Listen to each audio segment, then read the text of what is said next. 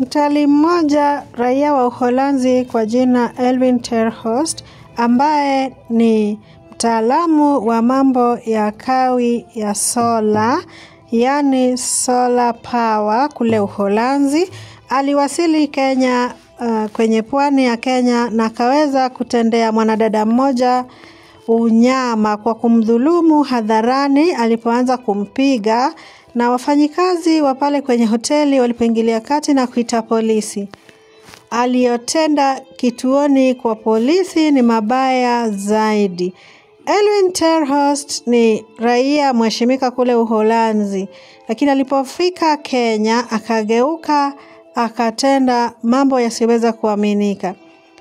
Erwin alionekana akichapa afisa wa polisi pale kituoni, huku akimtemea mate na kumtukana na hata kupanguza kamasi kwenye nguo aliyovalia sare rasmi ya polisi.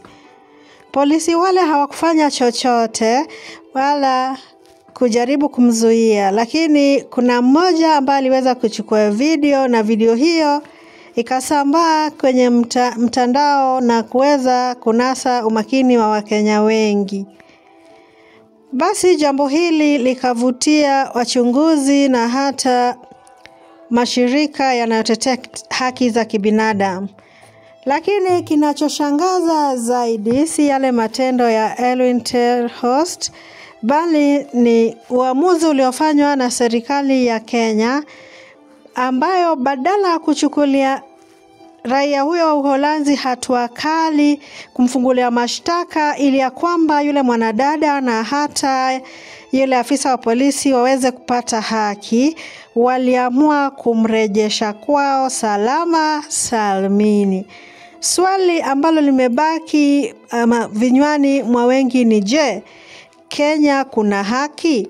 Mbona Erwin ter Horst hakufunguliwa mashtaka wala kutozwa faini yoyote au kutumika kifungo au hata kupelekwa kortini majaji waamue, lakini wakaamua tu kumrejesha kwao?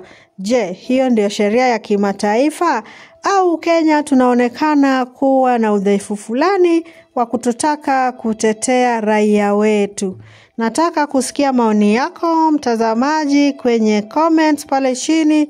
Pia waweza kusubscribe na kulike hii video, maana International Swahili News inakuletea habari nyingine nyingi kama hizi kem kutoka kote kote duniani.